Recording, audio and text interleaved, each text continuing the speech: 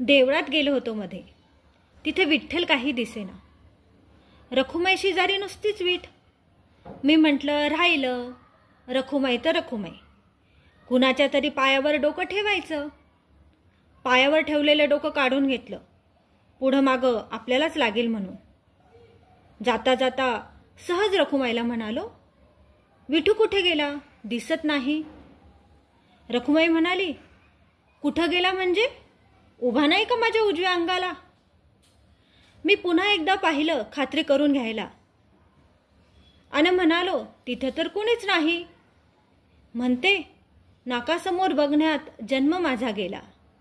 नाकासमोर बघण्यात जन्म गेला. बाजूचं मला जरा कमीच दिसतं. दगडासारखी झाली मान, अगदी धरली बघ. इकडचं तिकडं जरा होत नाही. कधी जातो, कधी येतो, कुठं जातो, काय करतो, मला काही ठाऊक नाही. खांद्याला खांदा भिडवून उभा असेल विठू, म्हणून मी पण बावळाट उभी राहिले. आषाढी कार्तिकीला इतके लोक येतात नेहमी. आषाढी कार्तिकीला इतके लोक येतात नेहमी.